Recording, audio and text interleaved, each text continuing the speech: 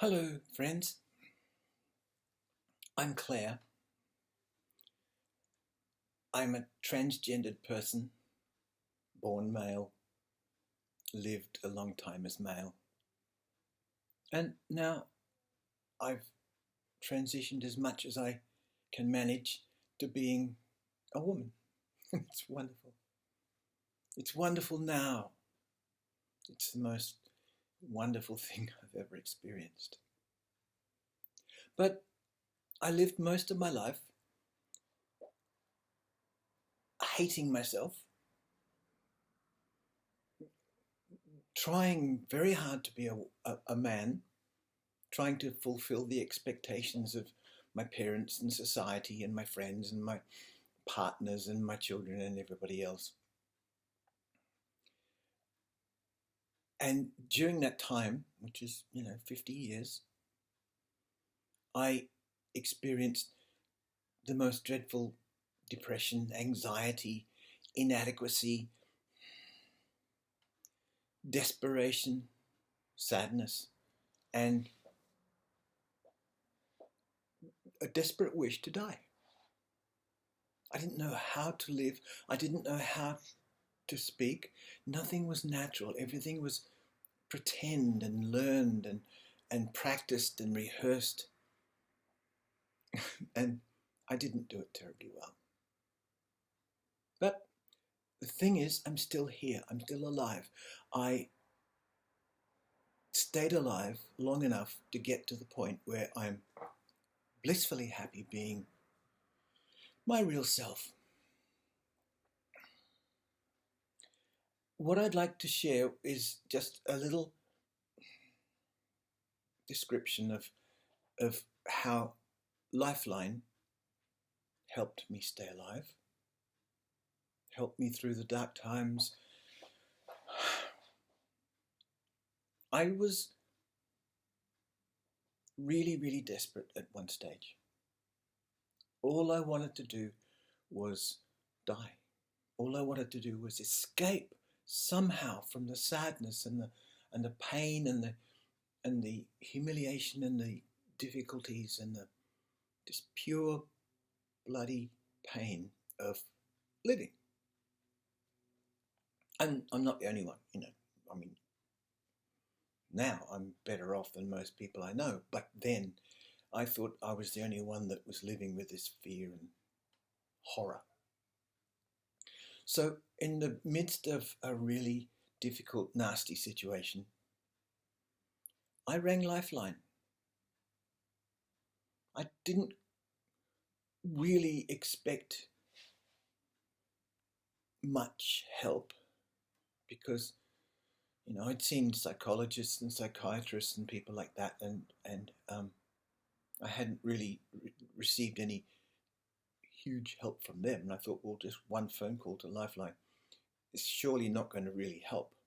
But I thought, what the heck? So I rang Lifeline. And I was pleasantly surprised because I got to speak to a Lifeline phone person quite quickly. And it was a man.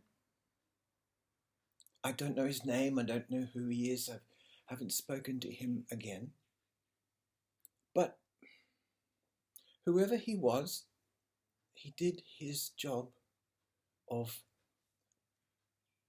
being there for me incredibly well. And I'll always be grateful to him, and I'll always be grateful to Lifeline for how they helped and how he helped and how you helped. The precious thing about the way he helped me was that he didn't give me advice. He didn't give me strategies to change or to deal with my difficulties. He just shut up and he listened. He probably said, and I can't remember exactly, but I can remember the tone of his voice. He probably said, You've reached Lifeline. How can I help you? And the warmth and the compassion and the caring and just the calmness that he expressed, partly through his words, partly through his silence, partly through even through the phone. Sometimes you can feel a compassion, a gentleness, a warmth coming from somebody, and it came from him. And every now and again, through our conversation, which probably lasted 20, 25, half, I'm not quite sure how long it was. But every now and again, when I found it difficult to keep talking, he would say something like, and are you feeling that way now? Or he'd say, have you got somebody there with you? Or he'd say, are you safe? Just little things, just to kind of keep me basically there talking. But apart from that, most of the time he didn't say anything.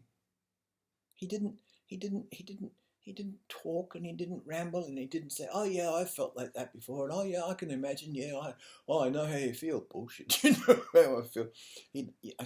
If he had said that, I wouldn't have continued, because he didn't know how I was feeling. He might have had a good idea, because I was probably bawling my eyes out and sniffing and snorting and blowing my nose on tissues and things at the time. But he let me speak. He let me be heard. He didn't interrupt. He didn't ask for more information. He didn't really do anything, but he shut up and he listened to me. And it was the most warming and gentle and compassionate and beautiful thing I can ever imagine. And I'll always be grateful to him. I can still hear his voice. I can't remember exactly what he said, but I can still feel the warmth that he gave me and showed me over the phone.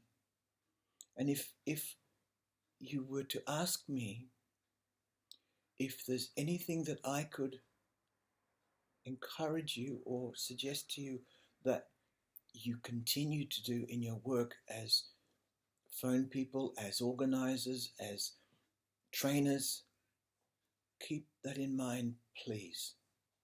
For times when I ring, when somebody else rings, when you're talking to somebody who is in trouble, we don't need advice. We need to be heard.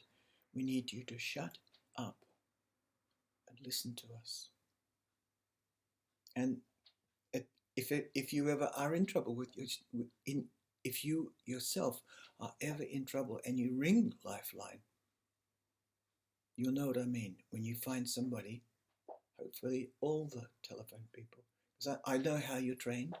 I know how brilliant you are and how giving your volunteer situation is. If you find somebody at the end of the phone who listens without talking, who shuts up and listens, it can change your life.